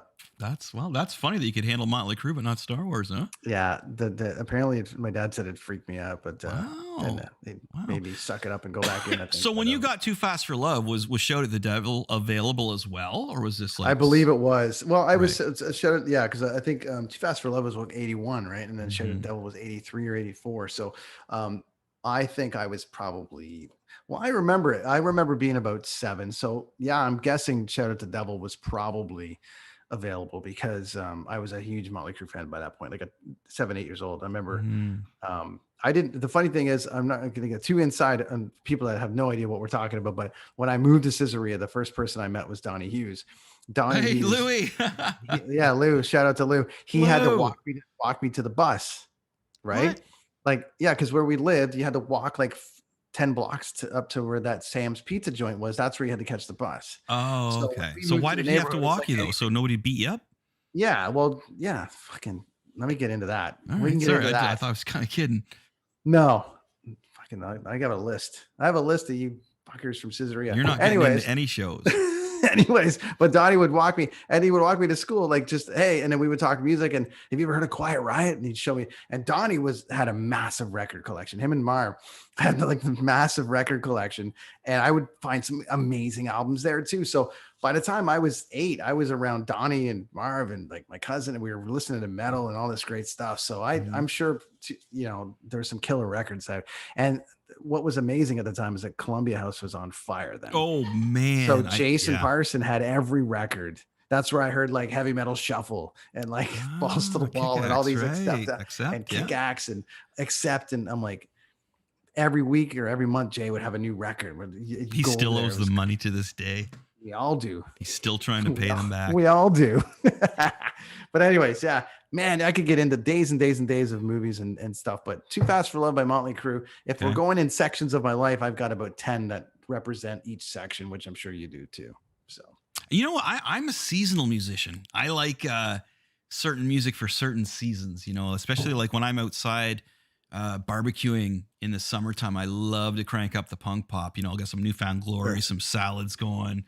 That kind of style, old Green Day maybe here and there. And my go-to though, whenever I'm barbecuing, If You Want Blood, you got it. You got it. Yeah. AC/DC. Well, I'm a meat eater. Never wrong. Never wrong. You're not a vegan, are you now, or a vegetarian now? I'm a lot of things, but no. You're not. You still eat meat though, right? Oh, I'm just checking. Yeah. I just checking in. Just checking in. Yeah. I mean, I do. I don't eat a lot. I know you quit drinking, right? Like you've been sober. You've been like totally sober for like how long now? 2 years and a bit. Yeah. Whoa. Wow. And is your wife like, dude, you are so boring? Probably. There's a really good chance, because she's like, let's go. And you haven't even gone the way of like, now that it's legal, you haven't gone the way of like experimenting with all these rad new cannabis strains that are out there now. No, like you know what? You made me some CBD when I was coming through the process. CBD is great. That's different though. CBD when I was coming through the process, which I'm doing that a little bit to, but no, I just had, I haven't, and I spent a long time on tour where I was like, I need to not do it anymore. Yeah. And then now that I'm pretty confident if I was still drinking during the pandemic, it would have been rough. Oh, well, yeah. It just would have been rough. And especially getting sick and having to isolate for 14 days. I'm like, just keep bringing the Jameson up and I'll just keep watching CNN. All right. Nice. But I just, so the secret to fighting COVID is drinking Jamesons. That's what they say. That's the Canadian cure, my friends. There you go. Yeah, it's been a couple of years, but I'm pretty much over that part of it now. Cool. I'll be finding. As I have a sip of my wine. I'll be finding medicinal options for sleep, better sleep, which that's the next thing on the list. Oh, there you go. Again, you go to the proper. I did a show with Dean there on the Dean Blundell show. Yeah, I saw that. And we talked with I lost her name there because I talked to so many darn people, man. Like I'm doing the film festival that we're giving the tickets away for. Yeah. I'm doing a comic book workshop, Lonnie, next Saturday. So it starts on the 26th, so it's got to be within the next 2 weeks. Yeah. Yeah. So it's a week from this Saturday, and I'll post more. I've been posting information. I just, I can't remember what it is, but I'm doing that coming up. And then the Kingston Historical Society has got me doing comic book lessons there as well. Both comic book lessons, so no guitar stuff there. But you suggested some stuff. You guys were talking about there was all these different strains and things. Obviously I got the lung thing going on, so I've never been much of a guy on that regard. So I'm gonna have to settle into like a CBD that'll like take some of that. Okay, well, you're gonna appreciate this story. Okay, so check this out. So my mom, who's probably watching, excuse me. See, I'm not good with ages, and I'm not gonna say her age because I know she's watching. Excuse me. But she has a bad. What's that? Dangerous Dorothy. Dangerous Dorothy. Okay, so Dangerous Dorothy, my mom, has a bad knee, and she's gonna get a kick out of this. So, my daughter Taylor, her granddaughter, works at a cannabis shop, right? Like a legal one. It's a really nice one in town. Triceps and Triclones, family owned. Great place. Always bringing home treats. Anyway, sorry. So my daughter put together, she always gets these, she's employee of the week or of the month, and she got this big bag of all this stuff. I was just like, it was like a grocery bag of CBD and THC things. So she was picking out stuff that she thought would be good for her grandma, for her knee and for everything going in there. And we gave her a little gel cap pill that we didn't realize had a lot of THC. Sorry, Mom. So it's just funny though. She hit me back though, Brent. She's like, yeah, that little gel cap, maybe I was a little too relaxed. So my question is, can you be too relaxed when you're a retiree? Like, I thought she'd be more like, that was amazing. I was so relaxed. I sat on the balcony in the middle of a winter storm and watched the squirrel. But no, I'm just kidding, Graham. I remember having, and you know me, I've never been much into that world very much, but just because I just haven't found really my world there. But I'm just kind of, but I remember one night I had let's say a product that was to help me sleep a little bit. And it's legal. You can talk about it. It was on during Ant-Man, or it kind of kicked in about halfway through Ant-Man. Okay. So you got to tell us what you're doing here, because it's illegal now. With a cookie or something, or a edible? Yeah, I think it was probably a half a cookie or something. That I gave you? Wasn't one of mine. No. Ooh, this was here out this way. Okay. And I remember just like being like, yeah, it's fine. No, it was a gummy bear. It was a gummy bear. Okay. I remember having a gummy bear. And then I remember sitting there watching Ant-Man going, that's, I remember my wife looked over and she's like, how you doing over there? And I'm like, What are we watching? It doesn't sound like you were too relaxed. I was in the movie anyway. So wait, you were relaxed, or you were like, I gotta get the hell out of here? I was in the movie. Oh, cool! Oh, that's awesome. So you felt I was like in you the were movie, like shrinking down like Ant-Man, and no, I was in the movie, but it was, so I haven't been able to find my way that way. That's another. Okay, so but your mission. Recommendation for my mom is to take another one of those gel caps and watch Ant-Man 1 or 2. Which one was it? Put them both on back at the same time. Okay, there you go. So there you go, Mom. So we'll give you a couple more of those pills, and you'll just sit down and you'll binge watch Ant-Man 1 and Ant-Man 2, and you'll feel right at home. Everything will be good. Your knee will feel better. Sounds like something we should broadcast on Twitch. Yeah, you'll be good. Sounds like something we should put on Twitch. I would love to do that. I think that'd be fantastic. Hanging with Dangerous Dorothy, watching Ant-Man, fixing her knee. Gel caps. Yeah. Friends, it's the Kids on the Escalator podcast, and it's been a killer episode with one of Chris's favorites. I was very stoked that David said he would come on, and Dave, I can't thank you enough for that. Yeah, Dave, that was great. I was really nervous about that, to be honest with you. I was like, we were talking coffee a couple years ago with his Ellison Coffee, and it went from there and formed a bit of a friendship there, and great guy. And so make sure you check out everything Dave, the movie Dwellers, Ellison, all the things he talked about, Ellison Coffee Co., Ellison Book Company, EMP, his record label. There's new Megadeth coming out. There's so many things happening there. I mean, we're going to have him back because there's just too much. We'll probably have to bring him in on the KISS chat with Todd and Brent and everybody. That would be cool. Bring him and Todd, and that'd be, we got to do a KISS episode, right? Fitz is playing with Gene Simmons, so that's great. Yeah. Well, so we need to do a KISS episode as well, because I think that'd be like that's what bonds me with like all these guests we have on here, right? Is their KISS stories, which are fantastic. So that'll happen. Really cool stuff. Down the road. So that's what's going on there. Let's get to you. What's going on? Okay, so Skeletron 2 is finally done. We're gonna put that out. We'll put that out on March 1st. So it's looking like every 2 months we're probably gonna have the comic book out. As I say, I can't hire anyone. I'm not making enough money. So if you go to my Patreon page, that'd be great, and we'll get there. The printed copy's on the way. We found the printer that we want to use. Yeah, dude, it's coming.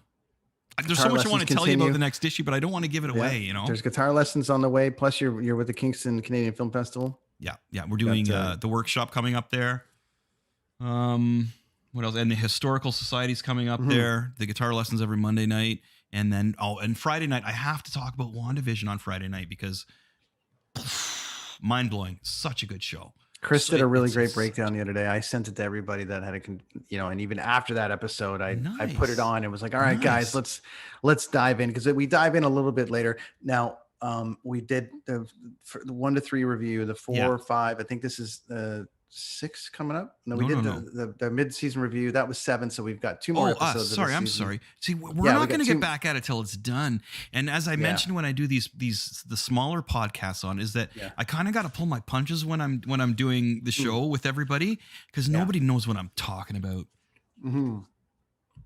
Well, we get there. I mean, you're doing a great job of breaking it down. No, I'm kind of. But I know. So I really pull my punches there, and then. When I do the ones on Friday night, I just nerd right out with Lonnie, our producer here.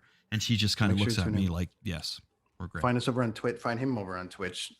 Twitch everywhere. Just put in Chris Machete, you'll find me. I'm doing all kinds of stuff, as well as drinking wine out of a Super Zuka glass here. Isn't that rad? Almost as rad as this. Dun, dun, dun, dun, dun, which you can find right? on our website for... Jeez. What would be like $10 or $20 or $79.99 or $89, whatever. I don't know, man. I can't remember how much that costs, but we're moving up in the world. We're moving up. We got this new sponsorship from Blue Microphones. We do, and I got mine tonight. Thank you. It looks great. That's the Blue Yeti X, which is killer.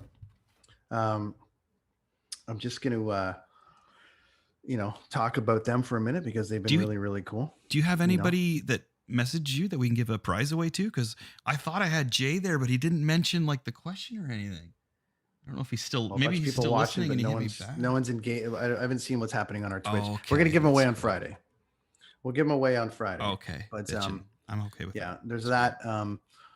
Brand new episode of the Brent on Tour podcast came out today. We had some coffee snobs and assholes on from North Carolina and Vancouver. Snobs. It was cool. So wait, you got to break this down for me because I am not a coffee snob. I buy the cheapest coffee in Walmart. Sure. And I put it in my deal here. And I have one solid cup, but I have to have it. Sure. But I'm not picky about it. Let me define it for you. As far as what I've discovered. Right. From what I've discovered. So when I came into coffee, the only coffee I'd ever drank in my whole life, like that someone had given to me, was like Tim Hortons, and it always tasted like shit. And I'm like, oh, this is coffee. I'm out. Like I'm just out. But then a couple of years ago, I was on tour, and I was out. I won't give up too many details, but I was out with a former Secret Service agent to a former president, and that Secret Service agent used to find all the best coffee in the world for that president. Okay. So as we went out, I was in Italy one time. I was very tired backstage. It was like a fucking 15-hour day and I was dying. And someone's like, you got to have an espresso, just bump it up. And I'm like, I'm not a big coffee guy. They're like, you know me, I was on the 5-hour energy drinks at that point. And I was like, they're like, you got to do the espresso. So I'm like, fine. So I go backstage. They have a barista backstage making fresh espresso, Italian. I was in Italy. I was in Milan. I'm like, I'm going to do this. I take the espresso and I'm like, my God, this is the greatest. Like, this was fantastic. It was just done perfectly. Coincidentally, right at that time, the said security agent, former Secret Service agent, said, oh, that's your first coffee? I'm like, my first real good coffee. He's like, well, we're off tomorrow in Milan, so we're going for a walk. So we went around and then I just started getting coffee. And then there's like an Americano, which is like an espresso shot. And you didn't sleep for 5 days, but everything was awesome. Hot water. And then there's just all these different things. And as you discover it, you start discovering the greatness of a fresh ground bean into a cup. Okay. And so it's like no different than a craft beer person or like a wine or a whiskey. And the or something. beer. I'm dad beer. I'm like, you know that watery beer? That's right. Like but you know how you know 4%? everything about weed, Chris? Yes. You know how you know everything about weed? Right. That's what's happened to me with coffee from the standpoint of like starting to learn. But the thing is like an old friend of mine, I was just doing these like today's coffee brought to you by, and I was in Australia, or I was in Paris, and I would just film out this coffee shit. And people were like, well, where's your coffee today? It was the stupidest thing in the world. It would be like, it was just me doing an Instagram story on coffee. Mm-hmm. And then I stopped doing them for like a week, and literally my Instagram blew up and people were like, what the fuck? What coffee do you have going on? Wow. And then a buddy of mine, Dave, a mutual friend, Dave Randall, a friend of mine that I used to work with in Port Perry, messaged me and said, hey, I'm doing this thing with the Blundell Network. You should write about trying to find good coffee around the world. And that's how it started. And I'm like, no one wants to fucking hear anyone talk about coffee. He's like, but didn't you say everyone was complaining you weren't making coffee stories? And as I started doing it, I started discovering, which I'm sure you've discovered with weed and all the rest of it, that community is massively supportive. That podcast that I watched you do on Blundell the other day, with everybody, you guys are like the doctor, mechanics. she's fantastic. Yeah. You guys are like mechanics going on about, you could, decipher everything and break it down. So I made it a mission to try to find everything I could out about coffee but dumbing it down, like basically dumbing it right down to like, I've only just started drinking coffee. Mm-hmm. What are we going to, how do I show everyone else about it and dumb it down like me? So you come with me to Europe and I'm like, all right, we're going to go here and have this. And then I'm going to go here and show you this. Okay. So mental note, if we're ever, when we get back and we can travel, if people see us somewhere, they go out for breakfast with you and they go out for dinner with me. That's right. Right. That's right. They will.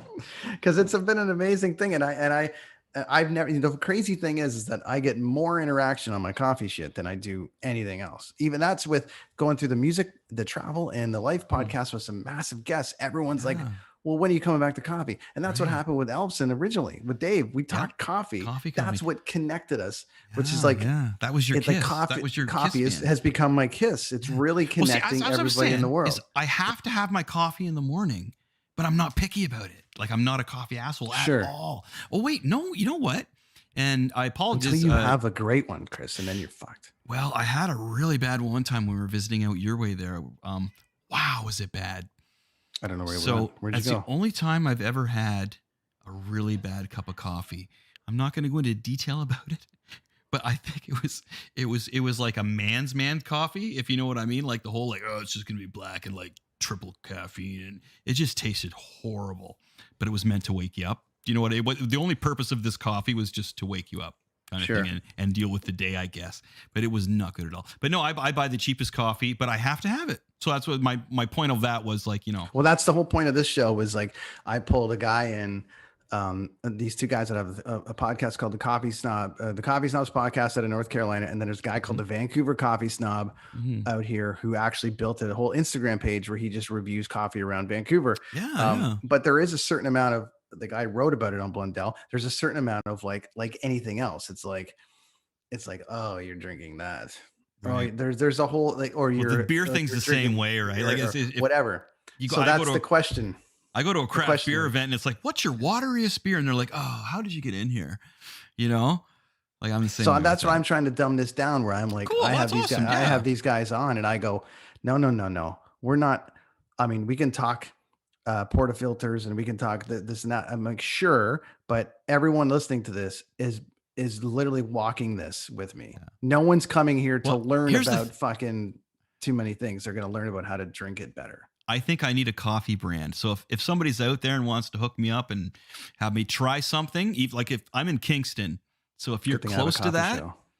and you want to Good thing send I have me, a coffee show with I'll show just with drink roasters. it. Like maybe one time, instead of drinking all this wine, because I was so nervous about talking to Dave, then I will drink coffee Well, instead. You I know just what had a mean? guest on out of Ottawa called the Artery Roasters. They only hire people with disabilities. Oh wow, that's amazing! Fantastic That's something episode. get I don't care. behind. You don't have to be even interested in coffee to appreciate the story. It was great. Yeah. It was really great. I can get And we behind that keep- for sure. I keep we keep the tech stuff down. It's like, No, I where's get your you. favorite region, Yeah. stuff like that. Anyways, Yeah. I'm working on coffee brands, so we'll Should we get it just keep sorted out. talking for like 3 hours here or what? Why not? Why not? But yes, anyways, the long form answer to that question is coffee started organically for me, and now it's actually turned into something. So it's the And weirdest thing. and in the world, again, is but I hey. love coffee, but I'm not picky about it. So I need the Well- hook, I think, Brent. I need somebody to send me that hook, because I'll go out. I'll be like, Yeah. I'm not spending $20 on like a bag of coffee beans. It's that kind of thing too, right? Because well, you know, we're we're coming out of a shutdown. So Mhm. when you go out, you got to cut down on things. So there's got to be a reason for me to want The to. biggest thing for me was just like is once I discovered, I'm just trying to get free coffee. we'll get to coffee. Don't worry, that's working. But the biggest thing for me is once I discovered a freshly ground coffee in front of you, Yes. and then turned into a coffee right there. Right. It's over. It's over. I can't do it. My mom's got like the Folgers freeze dried. Everything is like, I've had to bring her in on it. It just kind of, Oh, I can't do the freeze dried. That's one thing I cannot do. Okay, wait, maybe I'm kind of a coffee snob. Okay, if I was to be a coffee snob, you remember the stuff Zig used to have, that instant stuff? Mhm. Oh, no. Maxwell House. Like, and he would just microwave some of it too, right? Like, Yeah. just, oh my God. Yeah, okay. That's my. We'll get you so there. What are you that's not working a with at bad home? You got a coffee. percolator, or you got like what do you got at home? We have the squishy thing. The French press. Yeah, but it's so much to clean. It's a pain in the ass. So I just have an $8 coffee maker from Walmart, man, and it's fine, and I like it. Like, I have no complaints. That's the thing. Sure. Is that? But so again, I'm gonna get you an AeroPress. let's get a company that will give me a reason to drink coffee. I'm looking at Deadly Grounds in Oshawa, man. Sounds like a good plan. But same Wait, thing. I'm also looking at Monster Energy drinks. I'm looking at Bally pinball machines, Marvel Comics. A few different things. We got Super Zuka though, Brent. Yes, we do, and we Yes, got we blue do. microphones. And Right we got on. blue microphones. So see, we just keep chatting because we don't see each other much anymore, and it's just really nice to talk. So we should probably stop, I guess, huh? Well, I got to cut a little promo for blue. Oh, let's do the blue promo because, man, this mic is spectacular. Really, really good. It's really, really, Really, good. really The only thing is Mhm. that I have to find it. So you can tell another story because they sent some stuff, but Okay, then they forgot. give me to a send the topic. script. Give me a subject. Let's go. The big show to AEW. Go. Oh wow! So Big Show, who has basically been WWE, WCW back and forth, is now going to AEW, who is scooping up everybody that's awesome. Another one though that did go to WWE was Taya Valkyrie, and I really like her. I think she's fantastic. Just her and that Blanchard girl. What was the Blanchard girl though? Tessa. Wow, Taya and her had some amazing matches. I would have rather seen her go to AEW, but she's gone to WWE. We'll see what she can do with what she's given there. Hopefully, they let her just be her own character, that Latina, suicide machine that just goes in there and kicks the crap out of people, table bombs everything. Very ECW style is what I like about her, big time. I thought she was great, really, really cool. And then to have Big Show, Paul White in AEW. Again, you were joking about having Vince McMahon involved over there, right? Well, there's your spy, Brent. There he is. I always get it. I'm on this zone right now. I'm throwing it out there to That's everybody. Him. He's there. your spy, I'm throwing man. it He's out your spy there, right there. And I'm saying, I'm still saying that Edge should be Sabretooth in the new X-Men movies. I have so much comic book footage to prove that. And is Edge going to be the next champion? Well, we're trying to end our podcast. I'm throwing out these amazing things. No, take that, Mike. I mean, take that, Mike. Is Edge going to be the new champion? Yes. I think the only way you write that properly, and I touched on this a couple of weeks ago, right? Is I think you need to have a turn on him. Someone's got to turn on him. And then it's going to be a 1 year build up to next year when there's actually 70,000 people in the building, and then he wins it then and then retires the next night if he wants to, or he can keep wrestling for 5 years. But if I'm writing it and he's planning on maybe no, like how long, I'm writing, dude. Your wrestling age is. I watched the Von Erichs documentary here earlier today. Like he's like, is it the kind of thing? And no disrespect to Edge, but is it the kind of thing that he needs to get the title now, or if they risk a year of him wrestling, is he going to get injured? I mean, that's a good question, but I think isn't it? Yeah, it's a good question, but I think that the thing is, Adam doesn't need the belt. He doesn't. But established career. He's got that established career to put somebody over. But I think that if he's going to go out his way again, to me, if I'm writing his story, right. If I'm writing his story, he's going to get close this year. Something's going to cause him not to win it. He's got to spend a year trying to get it back, and then next year at WrestleMania, he wins it all. That'd be wild. The next Monday night, he's like, "Oh, I did it my way, and here's the belt, and I'm officially done." That would be great. That's what I'm writing, but no one listens to me. So but Vince McMahon's like, "We need this now." See, I don't going opposite of him being involved in AEW. Vince McMahon's like, "We need this now. Let's make Edge a champion right now." Like I just think he'd be like, okay, well, and how many people would get behind Edge being the champion though? Like he's a real wrestler. You know what I mean? Like he's like it would be lovely to see, but I think that he hasn't phoned it in at this point, right? Smart boy, so he's got something cooking. He's got something cooking. Well, it's gonna be Sabretooth. Right, I can't find the script. I can't find the script yet. It was there. Blue microphones. Thank you so much for giving us our shit. The Mixify headphones, everything, sorting everybody out. Kids on the Escalator. Find us on all the things. Share, like, do everything. Keep posting your horror movies. We're gonna give away passes on Friday after Chris's WandaVision recap and to the Kingston Canadian Film Festival, or maybe we'll do it tomorrow. Whoever does it first is gonna win. And that was a big, giant episode. We covered a lot of shit. That was amazing. Dave Ellison, thank you so much.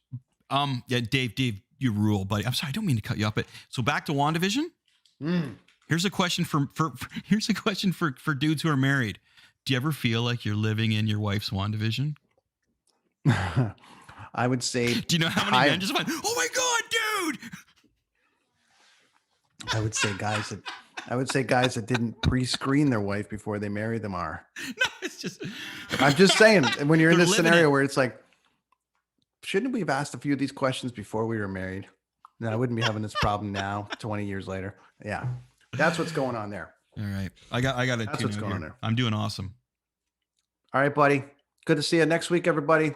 We're back with some kind of big episode. It's happening. I think we should do a Kiss episode. Oh, that's what we should do, is have a voter thing on that. Pick a couple subjects. We got to do one, but we got to wait for the fellas to get out of the studio. Yeah. Lonnie's kicking me off here. She's like, stop talking. Fellas are making some records. All right, everybody, we're out. Thanks so much. Good Till times. Next week. Rad dudes.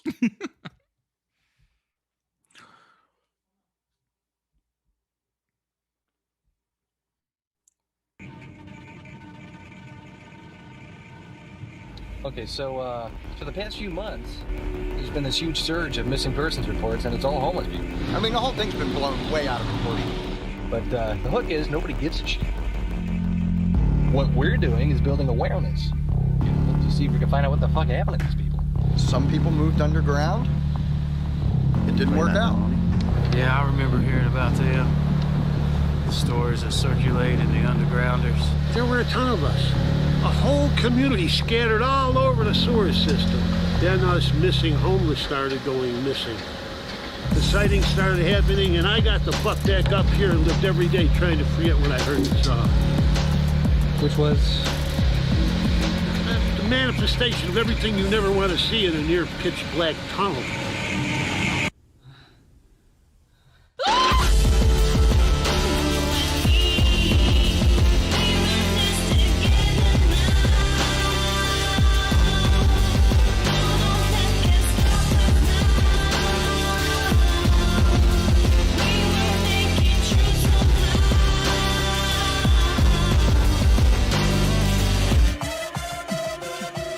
Turn the fucking camera on now, James. When I say capture everything, you capture fucking everything, okay? Everything!